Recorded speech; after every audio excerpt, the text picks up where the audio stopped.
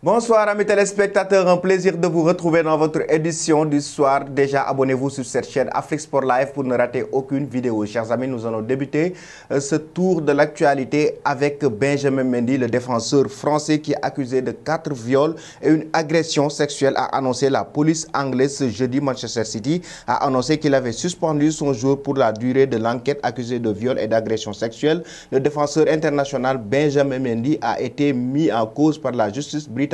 Son club a annoncé jeudi dans un communiqué l'avoir suspendu pour le temps de l'enquête. L'affaire est soumise à un processus légal et le club ne peut donc pas faire de commentaires supplémentaires jusqu'à ce que le processus soit terminé. Le footballeur est soupçonné de 4 viols et d'une agression sexuelle pour des faits survenus entre octobre 2020 et ce mois d'août 2021 dans le comité de Chester.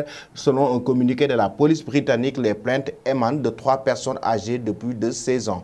Et nous allons à présent aborder le tirage au sort de la Ligue des Champions qui a eu lieu ce jeudi soir avec du lourd mais aussi des vieilles connaissances. Voilà comment on pourrait résumer le tirage au sort de la Ligue des Champions. Les Parisiens sont tombés dans le groupe A avec le Manchester City de Pep Guardiola qu'il avait éliminé en demi-finale la saison passée, ainsi que Leipzig que le Paris Saint-Germain affronte souvent ces dernières années, qui était l'une des plus grosses équipes du chapeau 3. Le PSG retrouvera aussi le Club Brugge, champion de Belgique en titre qu'il avait déjà croisé en 2019-2020. Pour son retour en Ligue des Champions, Lille a été poil plus heureux, même s'il ne sera pas simple face aux FC Séville, Salzbourg ou encore Wolfsburg, mais il y avait des équipes plus costaudes dans chaque chapeau et le LOSC les a évités. À noter que l'Inter de Milan, le Real Madrid et Shakhtar se retrouvent en poule comme l'an dernier et que le groupe B composé sera très élevé avec l'Atlético Madrid, Liverpool, le SC Porto et l'AS Milan.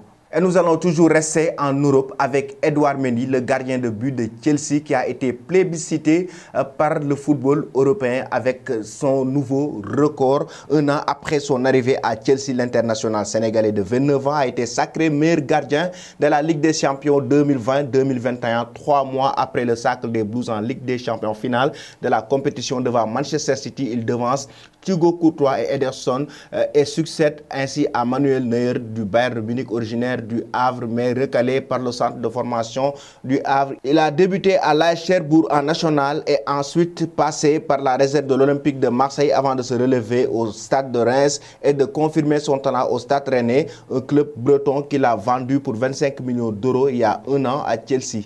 Et nous allons à présent parler de Mercato, chers amis, avec Cristiano Ronaldo. Un accord est annoncé entre le clan du joueur portugais, mais aussi avec Manchester City. Plus des heures passent, plus cette tendance se dessine. Alors que Mbappé semble de plus en plus proche de rejoindre le Real Madrid, Cristiano Ronaldo se dirige également vers un transfert retentissant. Après l'échec d'Harry Kane, Manchester City tente le coup CR7 et cela semble proche d'aboutir puisque le journal AS annonce déjà un accord trouvé entre le club anglais et le joueur pour son futur contrat. Le journal espagnol annonce même que le grand retour de Cristiano Ronaldo en Angleterre est une question d'heure, une annonce qui nécessite toutefois un accord entre Manchester City et la Juventus de Turin.